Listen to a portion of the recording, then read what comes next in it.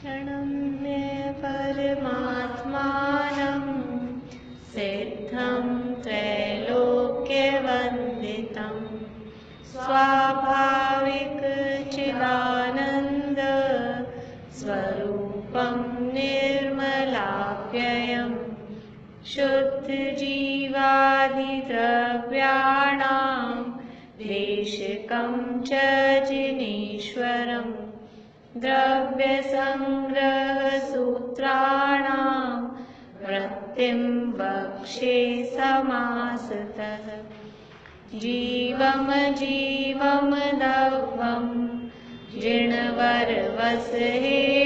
जीर्णनेदिष्टं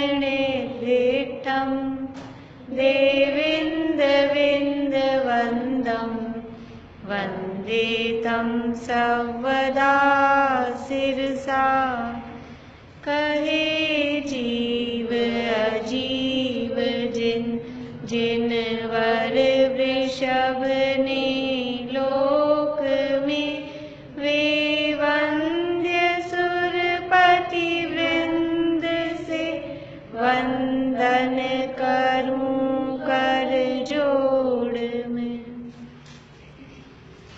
बोलिए आप लोगों ने गाथा है बोलिए एक साथ बोलते हैं। जीवो भोगमो अमुक्तिकर्ता सदेह परिमाणो भोक्ता संसारत्थो सिद्धो सो विश्व सोड़ गई काले चदुपाणा इंद्रिय बलमाउआण पाणोय व्यवहारासो जीवो निश्चय नय दो दुचेदना जस उभो गोदुवियप्पो दंसण नाणं च दंसणं च दुधा चक्षु अचक्षुहि दंसण मध केवलं नेयं नाणम अट्ठवियप्पं मदिसुधियो हि अणान नाणानि मणपज्जव केवलमवि पच्चोक्ख परोक्ख भेयं च अट्ठ चतुर्णान दंसण सामन्नं जीवलक्षणं वर्णीयं व्यवहारा शुद्धनया शुद्धं पुनर्दंसनं नाणं वर्णरस पंचगंधा दोपासा अट्ठ निश्चया जीवे नो सन्ति अमुक्ति तदो व्यवहारामुक्तिबन्धादो पुक्कलकम्माधीनं कत्ता व्यवहार दो दुनिश्चय दो चेदन कम्माणादा शुद्ध नया शुद्ध भावाणम्। द्रव्य संग्रह ग्रंथ में जीव की चर्चा चल रही है और जीव का वर्णन 9 अधिकारों से किया जा रहा है। कौन से 9 अधिकार हैं?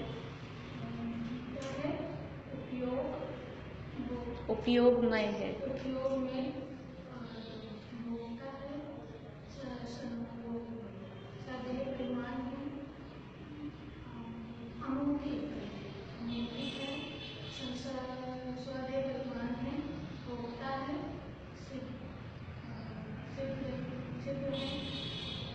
सब आगे पीछे हो गए तो आगे चलिए बढ़िया 6-7 तो हो गए। आप बताएंगे? नहीं बोलिए। जीव जीता है, उपयोगमय है, अमूर्ति है, कर्ता है, स्वदेह परिमाण है, भोक्ता है, संसार में स्थित है और स्वभाव से ऊर्ध्वगमन स्वभाव वाला है। ठीक है, तो यहाँ कितनी बातें हो गई अपनी? जीवो यानी जीता है, जीता है में क्या बताया था, तिक्काले चतुर्बाणा, व्यवहार से जीव 10 प्राणों से या 4 प्राणों से जीता है, निश्चय से अपने चैतन्य प्राणों से जीता है। फिर उसके बाद में उपयोग अधिकार की चर्चा की कि उपयोग के 2 प्रकार के, वो 2 प्रकार का उपयोग है, एक दर्शनोपयोग और एक ज्ञानोपयोग। दर्शनोपयोग 4 प्रकार का और ज्ञानोपयोग 8 प्रकार का। उसमें ये जो 8 प्रकार का ज्ञान और 4 प्रकार का दर्शन उपयोग जो बताया, ये सामान्य रूप से जीव का लक्षण कहा, और ये व्यवहार से जीव का लक्षण कहा। निश्चय से क्या है, निश्चय से क्या है, अट्ठचतुर्णान दंसन सामन्नम जीव लक्षणम भणियम व्यवहारा शुद्ध नया, क्या है वो तो उसका है शुद्ध ज्ञान दर्शन, शुद्ध ज्ञान दर्शन। वो शुद्ध ज्ञान दर्शन मतलब मात्र ज्ञान और दर्शन, बस केवल ज्ञान दर्शन रूप जो मात्र ज्ञान दर्शन है, वही जीव का लक्षण है। इसके बाद में बात आई अमूर्तिक, कि जीव अमूर्तिक है, कि जीव अमूर्तिक है निश्चय से जीव में स्पर्श रस गंध वर्ण नहीं है, इसलिए अमूर्तिक है। लेकिन फिर भी संसार अवस्था में वो कर्म बंध से सहित है, इसलिए उसे व्यवहार से मूर्तिक भी कहा गया है। अब बात चल रही है यहाँ पे कर्ता, जीव कर्ता है या नहीं, इस बात पे यहाँ पे समझ लीजिए ऊहापोह चल रही है कि जीव कर्ता है या नहीं। तो पहले ये देखा जाए कि कर्ता कहते किसको हैं। कभी भी कोई भी द्रव्य किसी अन्य द्रव्य के काम का कर्ता होगा, किसी काम का कर्ता होता है, वो कर्म का होता है। थोड़ा हिंदी में व्याकरण में अपन ने पढ़ा होगा, कर्ता किसी कर्म का होता है, कारक होते हैं, क्रिया के होते हैं, कर्ता ने कर्म को करण से कारक कहलाते हैं। तो किसी ना किसी काम का कर्ता होगा। तो काम कौन सा, कि पर द्रव्य का काम दूसरे द्रव्य का काम कभी भी दुनिया में कोई भी दूसरा द्रव्य नहीं कर सकता। एक द्रव्य का काम कभी भी कोई दूसरा द्रव्य नहीं कर सकता। तो पर द्रव्य तो कभी भी कर्ता होता नहीं है। तो कर्ता कौन होता है, कि जो काम हो रहा है उस काम रूप जो परिणमित हो रहा है वही उस काम का कर्ता होता है। जैसे कि एक घड़े बनने रूप काम हुआ, घड़ा बना, तो ये घड़े बनने रूप काम को करने वाला कौन, कुम्हार। तो अभी हमने बताया कर्ता वो होता है जो वो जो काम हुआ उस रूप कन्वर्ट हो, उस रूप परिणमित हो। तो घड़े रूप परिणमित कुम्हार हो गया, कुम्हार खुद घड़ा बन गया। आपने कहा कुम्हार है घड़े का कर्ता, व्यवहार से कुम्हार अभी हमने आपको एक जो परिभाषा बताई उस परिभाषा से आपको बताना, अभी निश्चय व्यवहार नहीं लगा रहे हो।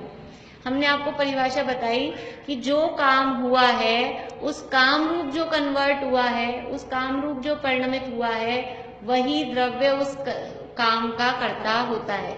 तो ये जो घड़ा बना, इस घड़े रूप कौन परिणमित हुआ है, मिट्टी हुआ है। इस घड़े रूप कुम्हार परिणमित नहीं हुआ। अगर कुम्हार खुद घड़ा बन जाए तो एक घड़ा बनते ही कुम्हार खत्म, दूसरा घड़ा कहाँ से बनेगा भाई। एक घड़े में एक कुम्हार लग गया तो दूसरे घड़े में दूसरा कुम्हार चाहिए, इसलिए वो कुम्हार उस घड़े का कर्ता वास्तव में नहीं है। फिर कुम्हार को कर्ता क्यों कहते हैं, सुनार को तो नहीं कहते। कि जब भी घड़ा बनता है तो उसको बनाने रूप जो मन वचन काया की क्रिया, उसको बनाने का भाव वो किसको आता है, वो जिसको आता है उसको उसका कर्ता व्यवहार से निमित्त रूप में कहा जाता है।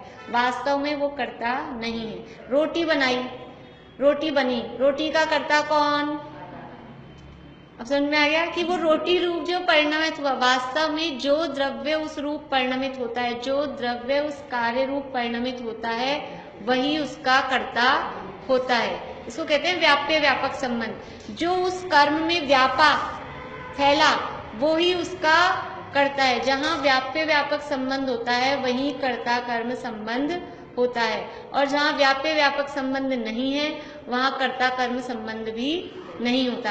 ये कुर्सी का कर्ता कौन, कुर्सी किसने बनाई, तो पीछे से कहीं इसकी कंपनी का नाम देख के कहोगे ये नीलकमल की है, जो कंपनी सैलो की है, वो नहीं। इस कुर्सी का कर्ता ये प्लास्टिक की बनी है।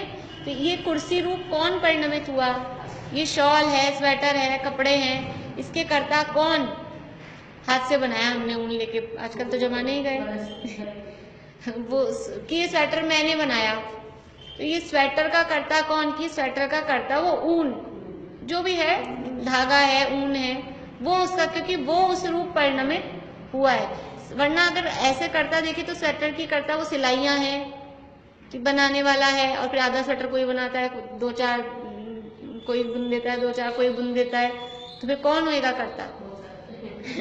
इसलिए वास्तव में उस रूप जो परिणमित हुआ है, एक घड़ा बनता है ना, अगर निमित्तों को ही कर्ता कहा जाए तो घड़ा अकेले कुम्हार से नहीं बनता। अभी यहाँ एक कोई कुम्हार आके बैठ जाए, उससे कहे घड़ा बना दो, ऐसे कैसे बना दूं? सबसे पहले तो कहेगा मिट्टी चाहिए, लो मिट्टी लाके दे दी, अब बनाओ घड़ा। अकेले मिट्टी से क्या होता है? सारे सामान चाहिए, चाक भी चाहिए, डंडा भी चाहिए, धागा भी चाहिए, अग्नि भी चाहिए, 5-7-10 चीजें चाहिए पूरी पूरी। आपको कहो चाय बना दो, बना दो। आपको आती है ना चाय बनानी? चाय हम बनाते हैं, ऐसे थोड़ी ना चाय बनती है।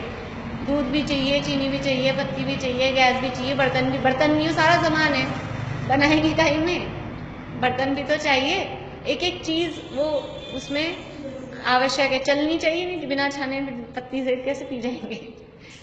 एक एक चीज चाहिए, तो वो ये सब क्या है, उस बनाने वाले सहित, कुम्हार सहित या चाय बनाने वाले के सहित, ये सब तो है निमित्त, व्यवहार से करता है। और निमित्त वास्तव में करता नहीं होता, करता है वो उपादान, जो उस द्रव्य रूप परिणमित हुआ है वही करता होता है। अब यहाँ बोल रहे हैं कि जीव करता है कि नहीं है, तो पहले तो काम डिसाइड करो, कौन से काम का करता, काम तो पता लगे तब तो जीव का कर्तृत्व निश्चित करें। तो कि पहले तो बोले पर पदार्थों की क्रिया का करता, तो वो तो एकदम पहले ही उसमें क्रॉस लगा दिया कि पर द्रव्य का करता तो कभी भी कोई भी द्रव्य नहीं होता। ठीक है, अब ये जो कर्म आ रहे हैं, ये जो कर्म बन रहे हैं, इनका कर्ता कौन है? तो इनका कर्ता जीव को कहा, लेकिन क्या वो कर्म रूप जीव परिणमित हो गया? कर्म रूप तो जीव तो परिणमित नहीं हो। अभी जो हमने डेफिनेशन लगाई करता, समझ में आ रही ना बात, कि कर्ता कौन है, कि जो उस चीज रूप परिणमित हो जाए वो करता है। तो कर्म रूप जीव खुद हो गया क्या? जीव खुद तो नहीं हुआ, जीव तो रहा जीव और कर्म में पुद्गल, तो फिर वास्तव में तो जीव उस रूप परिणमित नहीं हुआ, इसलिए जीव कर्म का कर्ता निश्चय से तो नहीं है। लेकिन फिर जीव को कर्म का कर्ता क्यों कहा जाता है? कि वो असद्भुत, अनुपचरित असद्भुत व्यवहार से, क्योंकि जब वो कर्म आते हैं, जब वो कर्मण वर्गणा कर्म रूप परिणमित होती है, उस समय उस जीव के भाव, वो जीव के मोहरागदेश भाव उसमें निमित्त होते हैं। उस समय जीव के जैसे भाव होते हैं तो वैसा वो कर्म आके बनता है। इसलिए पहले भाव होते हैं तभी तो कर्म आते हैं, वो तो कंटिन्यू चल ही रहा है ना। हाँ, उसी वक्त है, लेकिन कहेंगे तो भाव पहले ही कहेंगे ना, ये तो कर्म आ गए अपने आप ही, तो बिना भाव के तो कैसे आएंगे? वो तो वहीं तैयार ही रहती है आने के लिए, कहीं वहाँ ऊपर से चल के नीचे नहीं आना है, तो यहीं सब तैयार ही है, बस उनको तो कन्वर्ट होना है, और क्या है। तो कर्मों के बंधने में, कर्मों के कर्म रूप परिणमित होने में वो जीव के भाव उसमें निमित्त होते हैं, इसलिए व्यवहार से जीव को कर्म का कर्ता कहा जाता है।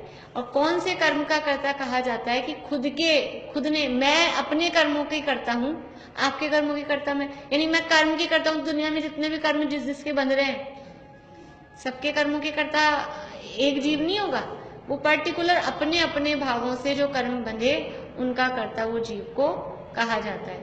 अब ये शरीर का कर्ता, ये 2-3 चीजें हैं। परद्रव्य की क्रिया करता तो हमने मना कर दिया, लेकिन ये शरीर की का करता, तो ये शरीर का भी संबंध जीव के साथ में है, क्योंकि जीव जब इच्छा करता है, मैं जब इच्छा करती हूँ हाथ को ऐसे करूं, तो ऐसे ही हाथ को मैं ऐसे करती हूँ, तो ये मेरी इच्छा, इसको कहते हैं अपना योग और उपयोग। मेरा ज्ञान दर्शन, मेरी बुद्धि लगी, भले हमें पकड़ में नहीं आता, अभी अपन बोल रहे हैं तो अपने आप हाथ पाँव कैसे हिलते हैं, पलकें कब झपकती हैं, अपन बुद्धिपूर्वक ऐसे सोच सोच के नहीं करते, लेकिन फिर भी अंदर से, क्योंकि हम इच्छावान हैं, रागी जीव हैं, तो हमारी इस तरह की इच्छा है, तब तो घर से उठ के यहाँ आए हैं।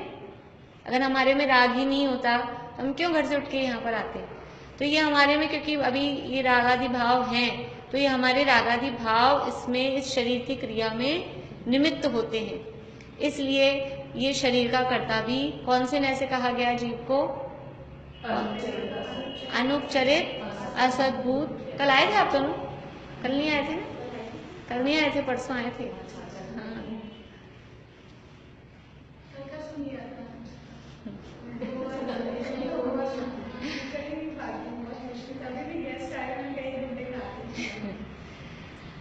तो ये तीन पॉइंट्स हमने देखे थे व्यवहार के, 4 पॉइंट्स देखे थे। तो 3 तो हैं उसमें अनुपचरित असद्भूत व्यवहार ने, कि एक कर्म का कर्ता जीव को कहा, शरीर का कर्ता जीव को कहा, और जो नौकर्म है, जो वर्गणाएं, ये जो 6 पर्याप्ति योग्य जो पुद्गल परमाणु है, उन रूप जो, हाँ, तो 6 पर्याप्ति योग्य जो नौकर्म वर्गणा है, उनका कर्ता जीव को कहा।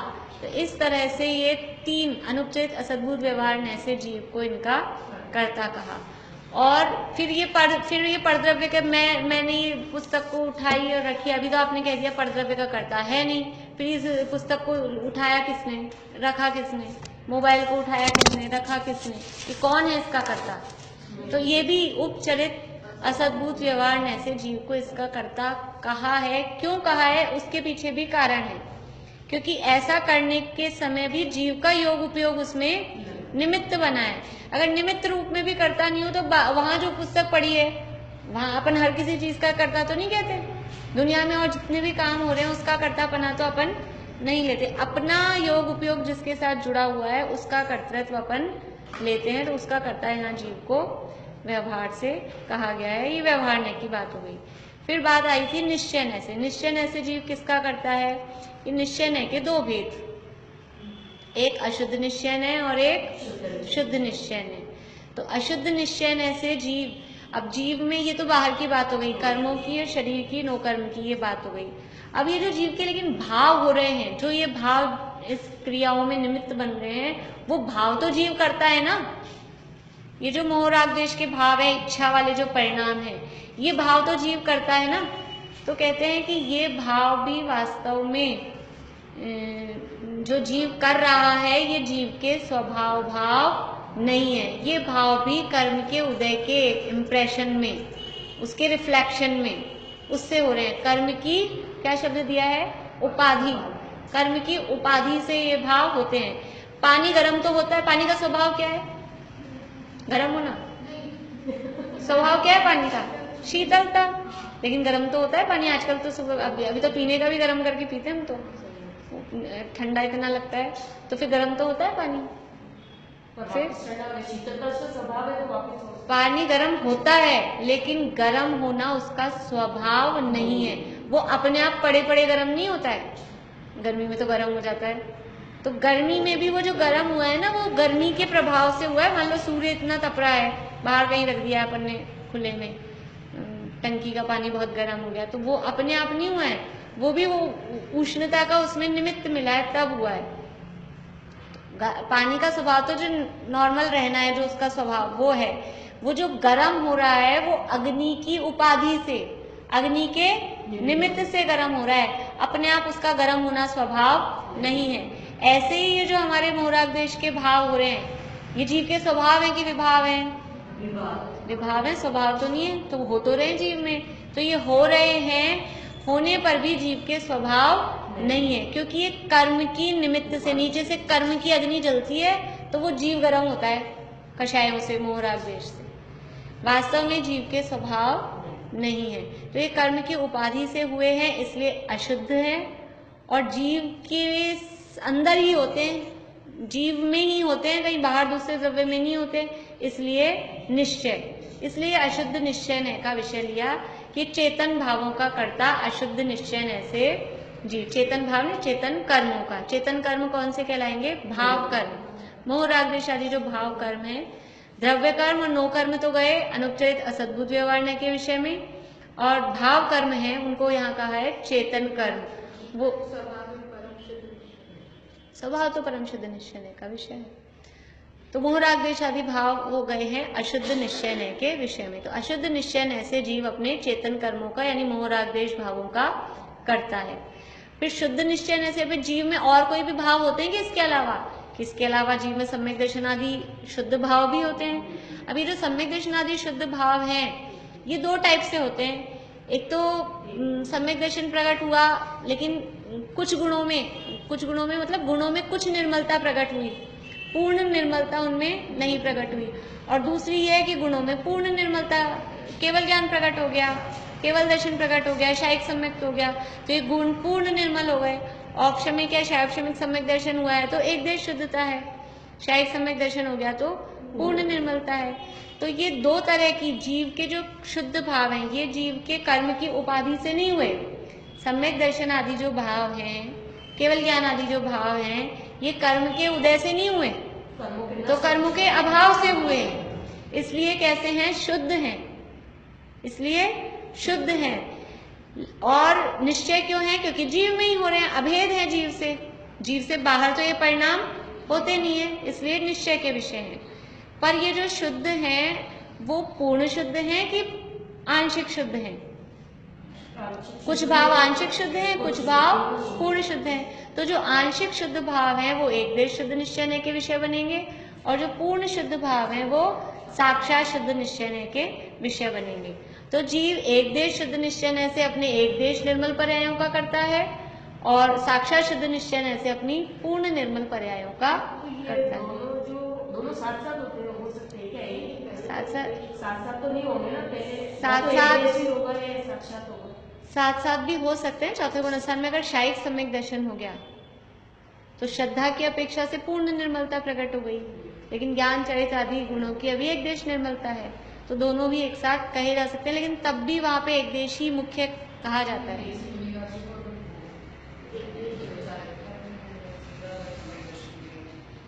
सीधा ले तो सम्यक दर्शन कौन सा है, देखो अलग अलग गुणों की निर्मलता देखी जाएगी। अगर श्रद्धा गुण की अपेक्षा से देखेंगे तो कौन सा सम्यक दर्शन है, शायिक सम्यक दर्शन है तो वो पूर्ण निर्मल है, और बाकी तो चारित्र गुण की निर्मलता 12वें गुण स्थान के अंत में कहें, या फिर वैसे देखा जाए तो 14वें गुण स्थान के अंत में है, और ज्ञान की निर्मलता 13वें गुण स्थान में होगी। शायिक ये तो ये चौथे गुण स्थान में ही उसका पूर्ण निर्मलता। हाँ, हमने उसमें लिखा है शायिक सम्यक दर्शन साक्षात शुद्ध निश्चय का विषय है, आपने उसमें लिखा होगा। शायिक सम्यक दर्शन चाहे चौथे गुण स्थान वाले का हो चाहे छठे सातवें का, बताया तो था मैंने, कहीं ना कहीं लिखा होगा आप लोगों ने कि शायिक सम्यक दर्शन है वो श्रद्धा गुण की पूर्ण निर्मल पर्याय है, पूर्ण निर्मल पर्याय है वो साक्षात शुद्ध निश्चय नहीं है। लिख लीजिए, अब लिख लीजिए, हो सकता है लिखा नहीं हो आप लोगों ने। शायिक सम्यक दर्शन साक्षात शुद्ध निश्चय का विषय होता है।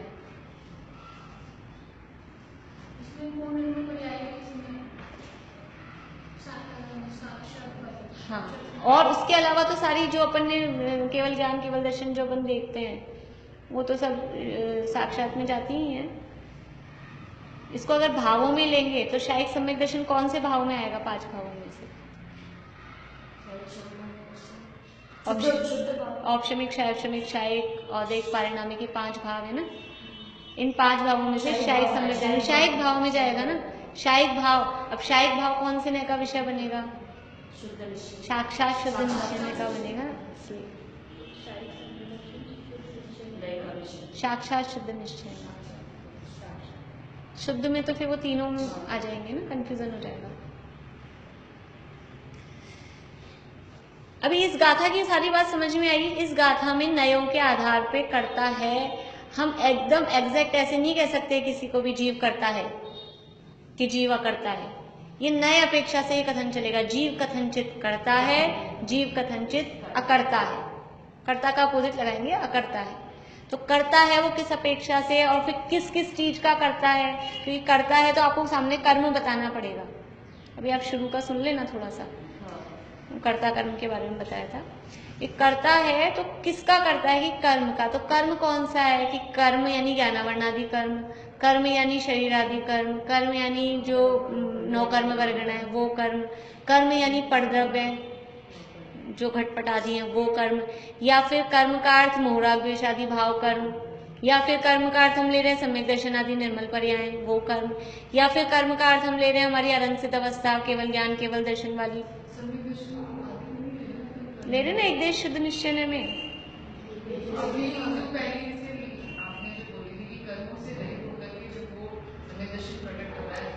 कर्म मतलब कार्य, यहाँ जो कर्म मतलब, यहाँ कर्म मतलब कर्म यानी ये वाले कर्म नहीं, द्रव्य कर्म नहीं, कर्म मतलब कर्ता कर्म वाला, कर्म कर्म का शब्द कई अर्थों में यूज लेता है। तो अभी हम कर्ता कर्म की बात कर रहे हैं ना, तो वो कर्म, अभी वो पहले जो बात चली ना उसके हिसाब से मैंने ऐसा बोल दिया एकदम से। हाँ, कर्ता अगर कहीं यहाँ कर्ता की बात चल रही है ना, तो जहाँ कर्ता होगा उसका कर्म भी होगा। कर्म मतलब कार्य, बिना कर्म के कर्ता नहीं हो सकता, बिना कर्ता के कर्म नहीं हो सकता। लेकिन कर्ता कौन होगा कि जो उस कर्म रूप परिणमित होता है वही कर्ता होता है। तो वास्तव में तो जब भी कर्ता एक्चुअल में निकालना होगा तो देख लो कि समझ लो ये है, ये वायर है, इस वायर का कर्ता कौन, कि ये जो रबड़ से जिससे भी बना है, अंदर इसमें जो तार लगे हैं तो वो धातु के तार हैं, तांबे के हैं, जिस भी चीज के हैं, वो उसका कर्ता होगा। लेकिन व्यवहार से कहेंगे तो मैं नहीं कह सकती हूँ मैं इसका कर्ता हूँ, व्यवहार से भी मैं इसका कर्ता नहीं हूँ क्योंकि मैंने इसको बनाया ही नहीं। हाँ, ऐसा जरूर कह सकते हैं कि माइक आज यहाँ रखने का कर्ता कौन है, तो वो जो भी उठा के लाके रखा होगा, फिर उसमें जिसने स्विच भी ऑन किया होगा तो वो कुछ ना कुछ उसमें उसका संबंध जुड़ा होगा, तब व्यवहार से कर्ता कहा जाएगा। कुछ भी किसी भी तरह का संबंध नहीं है और आप व्यवहार से कर्ता कहते हो, व्यवहार से, हाँ व्यवहार से भी हर कोई नहीं होगा, ये कह रही हूँ मैं, व्यवहार से भी किसी ना किसी रूप में उसका कोई लिंक उसमें जुड़ा होगा, तब व्यवहार से उसको कर्ता कहा जाएगा, नहीं तो व्यवहार से भी कर्तापना नहीं आएगा। तो यहाँ कर्तापना हम देख रहे हैं एक व्यवहारण्य से और एक निश्चयन्य से। व्यवहारण्य के दो भेद लिए, अनुपचरित असद्भूत व्यवहारण्य और उपचरित असद्भूत व्यवहारण्य। अनुपचरित असद्भूत व्यवहारण्य से द्रव्य कर्मों का करता है, शरीर का करता है और नौकर्म वर्गणाओं का करता है। उपचरित असद्भूत व्यवहारण्य से जो उससे जीव से संबंधित जो भी पटद्रव्य हैं उनका वो करता है। ठीक है, अब निश्चयन्य, निश्चयन्य में दो भेद, अशुद्ध निश्चयन्य और शुद्ध निश्चयन्य। अशुद्ध निश्चयन्य से अपने मोह राग द्वेष आदि भाव कर्मों का यानी चेतन कर्मों का करता है।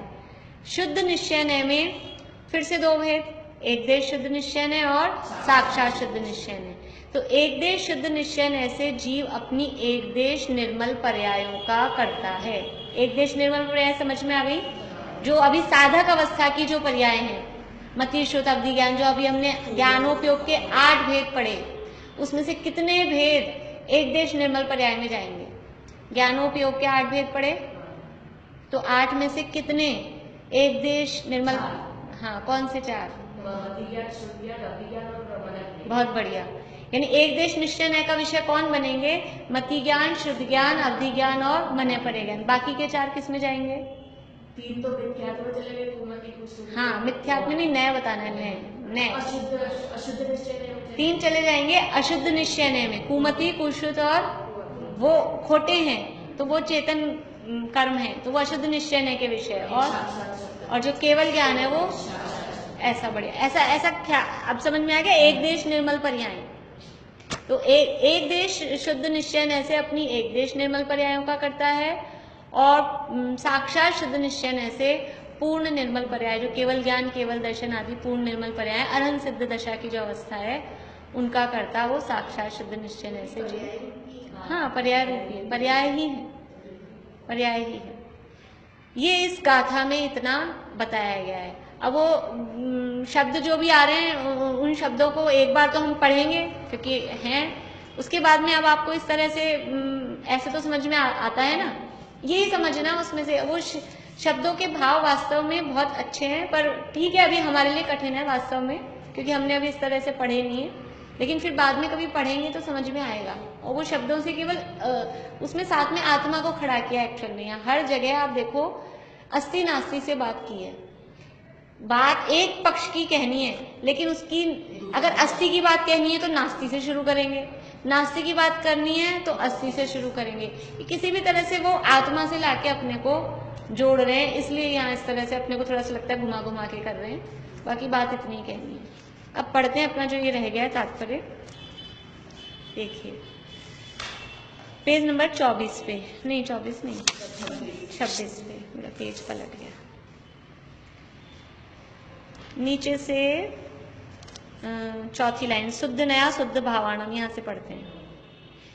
शुद्ध नया शुद्ध भावाणम, जब जीव शुभ अशुभ रूप 3 योग मन वचन काया के व्यापार से रहित शुद्ध बुद्ध ऐसे एक स्वभाव रूप से परिणमन करता है, तब अनंत ज्ञान सुखादि शुद्ध भावों का छद्मस अवस्था में भावना रूप से विवक्षित एक देश शुद्ध निश्चय ऐसे करता है। जब जीव अपने स्वभाव रूप परिणमन करता है, स्वभाव कैसा है कि मन वचन काया के व्यापार से रहित है, शुद्ध बुद्ध एक ऐसा स्वभाव है। तो जब जीव अपने ऐसे एक स्वभाव रूप से परिणमन करता है, तब छद्मस अवस्था यानी साधक दशा में वो एक देश शुद्ध निश्चय ऐसे अपने शुद्ध भावों का यानी एक देश निर्मल पर्यायों का करता है। और मुक्त अवस्था में यानी पूर्ण शुद्ध अवस्था में शुद्ध नैसे मतलब साक्षात शुद्ध निश्चय नैसे अनंत ज्ञान सुखादि शुद्ध भावों का करता है। परंतु परिणमित होते हुए शुद्ध अशुद्ध भावों का ही कर्तापना जीव में जानना हस्त आदि के व्यापार रूप पुद्गल परिणामों का नहीं। क्या कह रहे हैं कि परिणमित होते हुए जो भी दो तरह के भाव हो गए, एक जो निश्चय के जो विषय में अपन ने लिए ना, एक तो अशुद्ध निश्चय का विषय और एक शुद्ध निश्चय का विषय। अशुद्ध निश्चय का विषय है अशुद्ध भाव। अशुद्ध भाव समझ में आया? मोहराग्वेश के भाव कौन से हैं? अशुद्ध भाव। और शुद्ध निश्चय का विषय है शुद्ध भाव। अब वो शुद्ध भाव दो टाइप के हैं, एक देश शुद्ध है कि पूर्ण शुद्ध है, वो बात अलग है। तो ये जीव अपने निश्चय से, क्योंकि कह रहे हैं ना निश्चय से जो है वो करता है, जो कर्ता की भी परिभाषा क्या बताई थी, डेफिनेशन हमेशा याद रखना है। यह परिणमति से कर्ता, जो उस कार्य रूप परिणमित होता है वो कर्ता होता है। कर्ता कभी भी किसी भी चीज का निकालना हो तो वो जो उस रूप परिणमित हो रहा है वही वास्तव में कर्ता होता है। कहीं भी अपन लगाएं तो अपना कर्तापना निकल जाए। इस बच्चे को हमने पढ़ाया लिखाया डॉक्टर बनाया, ये डॉक्टर ये बनाए कि तुम बने हो, कौन परिणमित कौन हुआ है? कर्ता जब भी हम लगाएंगे वो खुद ही पढ़ा लिखा मेहनत की ना, उस परिणमन का कर्ता वो स्वयं होता है। अच्छे कामों के तो हम कर्ता बनते हैं। देखो दुनिया में क्या है नेचर, जो अच्छा काम हो जाता है ना उसका तो क्रेडिट सब लेना चाहते हैं, मैंने किया। और जो खराब काम हुए मैं क्या करूं, हो गया, उसमें कोई हाथ नहीं लगाना चाहता, उसमें कर्तापनापन बनते ही नहीं है। अभी जो कल अपनी बात चल रही थी ना एक, कि ज्ञानी कर्ता नहीं होता, अज्ञानी कर्ता हो जाता है। ये अज्ञानी उसका क्रेडिट लेता है हर चीज का, और ज्ञानी किसी चीज में अपना कर्तापना मानता ही नहीं। बाहर की चीजों में, बाहरी पदार्थों का कर्तापना है ही नहीं। दुनिया में वास्तव में सब काम अपने आप ही होते हैं। हर द्रव्य खुद परिणमित होता है, इसलिए खुद ही उसका कर्ता होता है। लेकिन अज्ञानी जीव अच्छे कामों में तो अपना कर्तापना लगाता है, मैंने किया। बहुत रोज का, जैसे जब तक बच्चा पढ़ता है ना, छोटा होता है, अपने कंट्रोल में रहता है। मैंने पढ़ाया, मैं पढ़ाती थी ना, तब तक इसके पूरे में से पूरे A+ आते थे। अब देखो, अब जब तुम पढ़ाते थे तब भी लिख के तो वही आता था, पढ़ता तो वही था। अपन कितना पढ़ाओ मैथ्स में, और फिर भी वो कुछ ना कुछ गलत करके आएगा। छोटा बच्चा होता है तो कुछ ना कुछ गलत करके आता है, फिर भी गलत करके आता है ना। तुमने पढ़ाया था फिर गलत कैसे करके आ गया? तब तो यानी अपने को तो सेफ रखना चाहते हैं। तो ये क्या चीज है? ये वास्तव में कर्तापना नहीं, ये मोह राग द्वेष। यहाँ क्या बोल रहा है? ये राग द्वेष बोल रहा है अपना, कि अच्छे काम के हम कर्तापना लेते हैं, इसलिए वास्तव में वो कोई कर्ता अकर्ता का लॉजिक है ही नहीं। तो कर्ता कौन है? कि यह परिणमति स कर्ता, जो उस कार्य रूप परिणमित होता है वही उसका कर्ता होता है। कभी तो हमने रसगुल्ले बनाए तो बहुत बढ़िया बन गए, तब तो हम, और कभी बनाए तो अच्छे नहीं बने, आज जाने कैसे बन गए। और ऐसे बोलेंगे देखो मैंने कितने अच्छे बनाए, तब तो ये बोलेंगे, तभी नहीं बोलेंगे देखो आज कितने अच्छे बन गए, तब ये नहीं बोलेंगे। और जब थोड़े कम अच्छे बने हो, सख्त ठोस बन गए, चाशनी नहीं गई अंदर, तो आज जाने ऐसे कैसे बन गए तब तो ऐसे बन गए। तो ये तो समझ लो ह्यूमन नेचर है। वास्तव में वो अच्छे बने तब भी वो रसगुल्ला खुद बनाए, और खराब बने तब भी वो खुद ही बनाए। उस रसगुल्ले का कर्ता वो जो छेना, दूध, मावा जो भी कहें उसको, वो चाशनी, वो ही उसका करता है। व्यवहार से ये जो उसको में अपनापना लगाता है उसको व्यवहार से उसका कर्ता कहा जाता है। तो परिणमित होते हुए शुद्ध अशुद्ध भावों का ही कर्तापना जीव में जानना हस्त आदि के व्यापार रूप पुद्गल परिणामों का नहीं। यानी जीव तो अपने भावों का ही करता है। देखो अभी अपन ने व्यवहार का देख लिया, व्यवहार से किसका करता है, निश्चय के देख लिए, व्यवहार के दो भेद देख लिए, व्यवहार ने के और निश्चय ने के भी दो भेद देख लिए। तो वास्तव में क्लोज कौन सा होता है, व्यवहार ने कि निश्चय ने? निश्चय ने। निश्चय का मतलब ही है कि वास्तव में वो करता है। तो वास्तव में जीव अपने, और निश्चय ने किसको पकड़ रहा है, या तो चेतन भावों को, अशुद्ध भावों को, या फिर शुद्ध भावों को। तो परिणमित होते हुए शुद्ध अशुद्ध भावों का ही कर्तापना जीव में जानना हस्त आदि यानी हाथ से जो कुछ किया, हस्त आदि का व्यापार, व्यापार का मतलब है क्रिया। मैंने ये उठाया, ये रखा, मैं आई, मैं गई, मैंने पानी भरा, मैंने रोटी बनाई, ये सब कहलाएंगे हस्त आदि के व्यापार। ये जो हाथ पैर की जो भी क्रियाएं हैं, शरीर की क्रिया, इसको कहें जड़ की क्रिया, पुद्गल की क्रिया, उसका कर्ता जीव नहीं है। मतलब ये जो क्रियाएं हो रही है ना पुद्गल के परिणाम, ब्रैकेट में क्या लिखा है, पुद्गल, ये पुस्तक का उठना और ये पुस्तक का रखा जाना, ये परिणमन किसका हो रहा है, इसमें पुद्गल का परिणमन हो रहा है। इसमें मेरा क्या हो रहा है कि मैं ये भाव कर रही हूं कि इसको उठाऊं और रखूं, तो मैं अपने इन भावों का करता हूं। इस पदार्थ की क्रिया के कर्ता मैं वास्तव में नहीं हूं, क्योंकि हम तो भाव करते हैं, उसका परिणमन। अभी मैंने सोचा था इसको पकड़ के उठाऊं, फिर छूट गया हाथ से, एकदम से छूट गया था, तो मेरे भाव तो हुए तो उठा के दिखाना है, लेकिन ये गिरा, तो इसका ये जो छूटने का परिणमन इसका खुद का हुआ ना, मेरे तो भाव नहीं था ना कि मैं छोड़ू, मेरे तो भाव यूं था अच्छे से उठाऊं, अच्छे से रखूं। तो ये जो हस्तादि की जो क्रिया यानी पुद्गल की जो क्रिया हो रही है, उसका कर्ता जीव कभी भी नहीं होता। व्यवहार से जो कहा है तो वो व्यवहार से कहा है, वास्तव में व्यवहार का मतलब ही क्या है कि वास्तव में वो एक्चुअल नहीं है। ठीक है, देखो नीचे फुटनोट में क्या कह रहे हैं। श्री समय सार में भी जीव पुद्गलादि अथवा अन्य जीवों की पर्यायों का कर्ता नहीं है। श्री समय सार में भी जीव पुद्गलादि, देखो जीव के बाद में कॉमा मतलब थोड़ा गैप देके बोलना है, जीव यानी एक जीव, कोई जीव, मैं समझ लो मैं, पुद्गलादि अथवा अन्य जीवों की पर्यायों का कर्ता नहीं है। यानी एक जो जीव है वो पुद्गल, जितने भी ये पुद्गल हैं उनका, या दूसरे कोई जीव हैं उनकी पर्यायों का, उनकी अवस्थाओं का कर्ता नहीं है। यानी कि मैंने रोटी बनाई तो मैं रोटी बनाने का कर्ता भी नहीं हूँ, या फिर मैंने बच्चे को पढ़ाया, वो दूसरा जीव हो गया, रोटी तो हो गई पुद्गल, पुद्गल का कर्ता भी नहीं हूँ। और अन्य जीवों की, मैंने बच्चे को दवाई दी, मैंने इसको ठीक कर दिया, कुछ लोग ऐसा करते हैं, मैंने इसकी इतनी सेवा करी, इसको सेवा कर करके ठीक कर दिया, उस ठीक होने रूप परिणमन, अगर ऐसा तुम्हारे सेवा करने से ठीक हो जाए, हाँ, सेवा करो जा जाके। और कौन कम करता है सेवा, सब सेवा करते हैं अपने घर वालों की, फिर दुनिया में कोई मरता ही नहीं, कोई बीमारी नहीं रहता, ऐसा नहीं होता। लेकिन वो जिनको कर्तृत्व का अभिमान रहता है वो इस तरह का सोचते हैं। तो जीव पुद्गलादि अथवा अन्य जीवों की पर्यायों का कर्ता नहीं है, ऐसा कर्ता कर्म अधिकार तथा सर्व विशुद्ध ज्ञान अधिकार में कहा है। समय सार जो ग्रंथ है अपना, उसमें अधिकार, अधिकार मतलब चैप्टर्स हैं, तो एक पूरे चैप्टर का नाम है कर्ता कर्म अधिकार। उसमें ये जो अभी मैंने शुरू में आपको बताया ना, व्याप्य व्यापक संबंध, बहुत सारी उसकी गाथाएं, कलश, बहुत अच्छा है। और फिर जो लास्ट वाला अधिकार है, ये कर्ता कर्म अधिकार तो है सेकंड नंबर का, और जो लास्ट अधिकार है, 9 अधिकार है, सर्व विशुद्ध ज्ञान अधिकार, ये लास्ट अधिकार, हाँ, इसी में लिखा है। उसमें भी कर्ता कर्म फिर से लिया, यानी पूरे समय सार में भी 7 तत्वों का वर्णन है। अधिकारों के नाम ही यही है, जीव अजीव अधिकार, फिर तो कर्ता कर्म अधिकार एक दिया, फिर पुण्य पाप अधिकार, आश्रव अधिकार, संवर अधिकार, निर्जरा अधिकार, बंध अधिकार, मोक्ष अधिकार, और फिर सर्व विशुद्ध ज्ञान अधिकार। ये 2 अधिकार अलग है, बाकी सब 7 तत्वों के वर्णन है उसमें।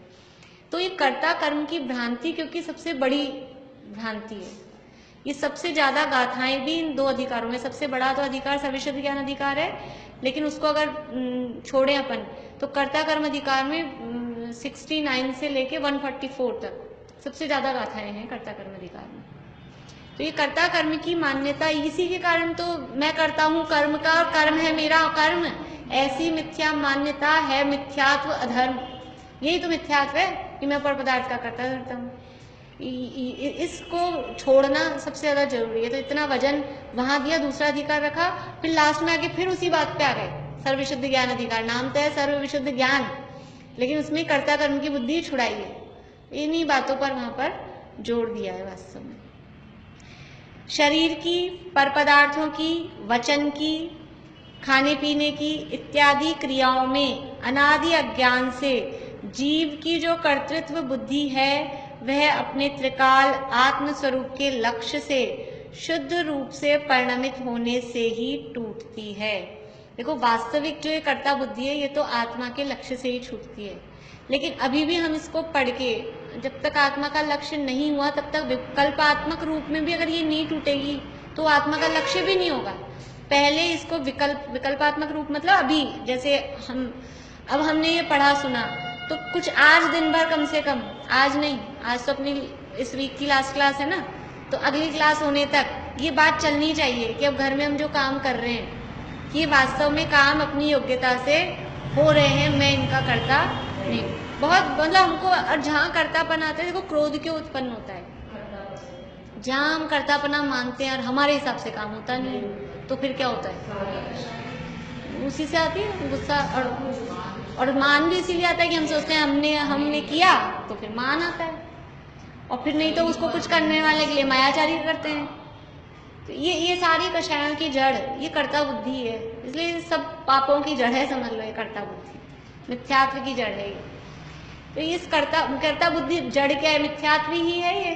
तो हम ऐसा विचार करें, मतलब बुद्धि पूर्वक ऐसा विचार करें कि वास्तव में भाव आएंगे, ऐसा नहीं कि हमें भाव नहीं आएंगे।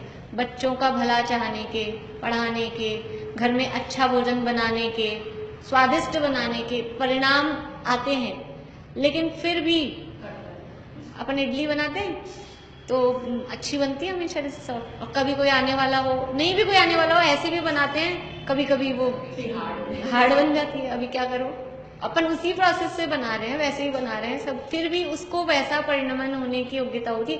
और असलियत में तो कुछ ना कुछ कम ज्यादा हुआ ही होता है, कुछ ना कुछ उसमें भीगा कम है या कोई जो भी सामान डाला है वो कम रहा है, क्या हुआ है कि उसकी सामग्री में ही परिणमन हुआ है। तो जब भी ऐसी परिस्थितियां रोज बनती हैं, बच्चे हमारा कहना मान लेते हैं, अपने को कितना जिनके बच्चे आज्ञा में चलते हैं, और भी बच्चे बड़े भी हो जाएं, घर वाले आज्ञा में चलते हैं, उनको बहुत मतलब अंदर ऐसा रहता है सब मेरी आज्ञा में, वो अलग ही एक उसमें रहते हैं। लेकिन ये जब तक समझ लो पूर्व पुण्य का उदय है, ये अनुकूल रूपता का, साता का समझ लो, तो वो सब आज्ञा में है। और जरा सा कर्म का उदय बदलता है तो वो आज्ञा में रहने वाला ही बदल जाता है, फिर कैसा होता है। तो जिस समय वो आज्ञा में चल रहे हैं, जिस समय हमारे अनुकूल हो रहे हैं, उस समय भी ये विचार करें कि इनके इस अनुकूल परिणमन के करता ये स्वयं ही मेरे हिसाब से नहीं हो रहा है अभी इनका, क्योंकि अपन उनके अनुकूल चल रहे हैं, समझ लो कि वो जो चाहते हैं अपन भी वैसा ही बोल रहे हैं, तो वो हाँ में हाँ मिलाते हैं। और कभी हर बार तो मतलब अपन जो कहते हैं वो भी वही चाहते हैं, वो जो चाहते हैं अपन वही कह देते हैं, तो हाँ में हाँ हो जाती है। और फिर क्या होता है, कभी उन्होंने कुछ सोच रखा था, अपन ने कुछ और कह दिया, फिर नहीं, फिर वहाँ एंटी हो जाता है, तो फिर हमको धक्का लगता है। तो पहले से ही विचार करके रखें कि जब अनुकूल परिणमन चल रहा है तब भी वास्तव में ये हमारे कारण नहीं चल रहा है, वो उसकी योग्यता ही ऐसी है। तो जो अनुकूलता में ऐसा सोचेंगे तो प्रतिकूलता आएंगे, तब भी इसका परिणमन इसके हिसाब से है।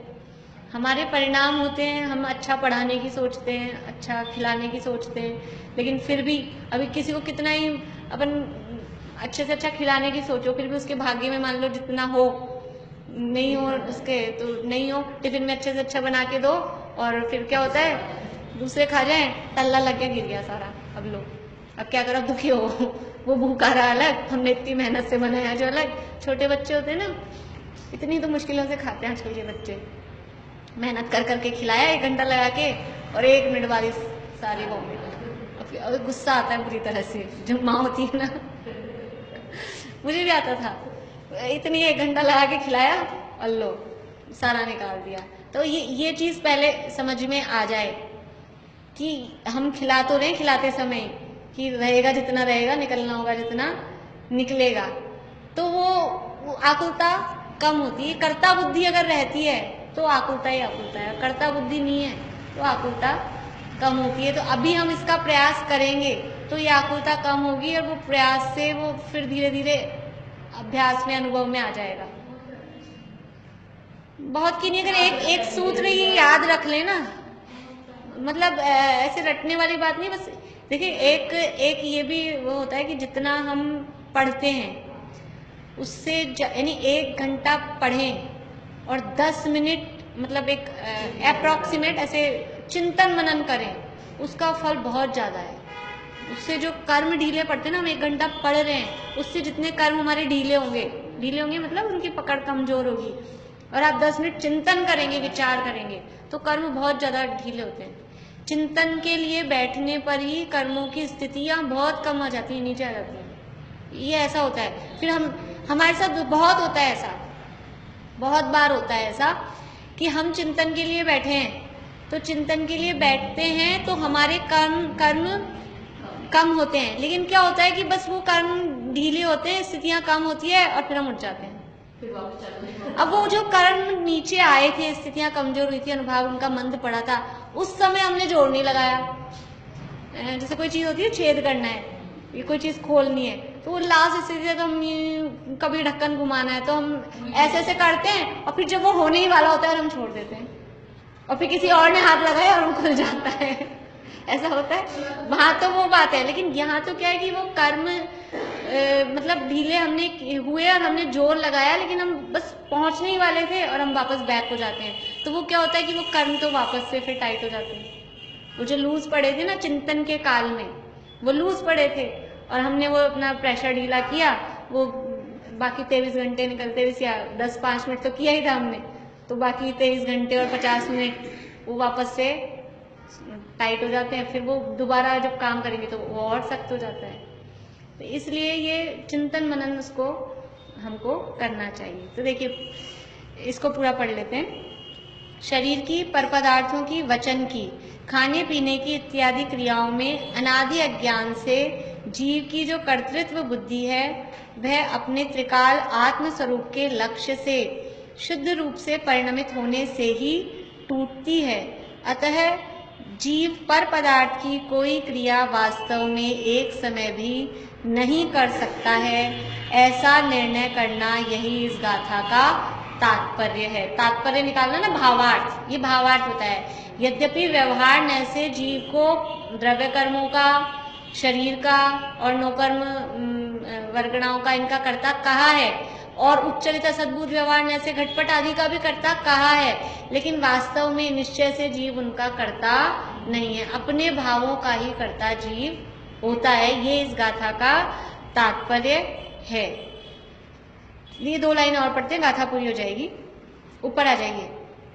नित्य निरंजन निष्क्रिय निजात्म स्वरूप की भावना रहित जीव को कर्मादि का कर्तृत्व कहा है, अतः उस निज शुद्धात्मा में ही भावना करना। क्या कहा है कि जो आत्म स्वरूप की भावना से रहित जीव, जीव को व्यवहार से जो कर्ता कहा है ना, कर्मादि का मतलब कर्म आदि में क्या क्या लिया, पुग्गल कर्मादीनम, कर्म लिए, शरीर लिए और नौकर्म लिए, है ना। तो ये जो इन व्यवहार से जो पर पदार्थों का कर्ता कहा है और जो घटपट आदि भी कहा है, वो कौन से जीव को कहा है? जो अपने आत्मा की भावना से रहित है, यानी मिथ्या दृष्टि जीव है। तो जो मिथ्या दृष्टि जीव है, आत्मा की भावना से रहित है, उसको ही कर्मादि का कर्तृत्व कहा है। वास्तव में जीव इनके कर्मादि के का कर्ता जीव वास्तव में नहीं है। तो नहीं होने के लिए क्या करना? अतः उस निज शुद्धात्मा में ही भावना करना, मतलब आत्मा का ही भावना करना, मतलब उसका ही अनुभव करना, उसका ही ध्यान करना। ये हो गया भावार्थ, ये दोनों बातों में। अब क्या बचा है? मतार्थ। नयार्थ तो चल ही रहा था पूरी गाथा में, ठीक है। ये मतार्थ बता रहे हैं। इस प्रकार सांख्य मत के प्रति एकांत अकर्तृत्व जीव के एकांत से अकर्ता होने का निराकरण करने की मुख्यता से गाथा पूर्ण हुई। एक सांख्य मत वाले हैं, वो मानते हैं जीव तो अकर्ता होता है, कुछ भी नहीं करता। तो उसको कहने के लिए जीव को यहाँ कर्तापना भी सिद्ध किया कि जीव अपने शुद्ध अशुद्ध भावों का करता है। परद्रव्य की क्रिया का तो करता नहीं है, लेकिन अपने शुद्ध भावों का और अशुद्ध भावों का कर्ता जीव खुद है। अगर उन भावों का भी कर्ता नहीं मानेंगे तो फिर भाव कहाँ से हो रहे हैं? फिर मोह राग द्वेष भाव किस में हो रहे हैं? दूर कैसे होंगे? स्वच्छंदी हो जाएगा। इसलिए अपने भावों का कर्तापना यहाँ सांख्य के लिए, क्योंकि वो ऐसा मानता था उल्टा, तो उसके लिए यहाँ अपने भावों का कर्ता जीव को कहा गया। इस तरह से 8वीं गाथा अपनी पूर्ण हुई।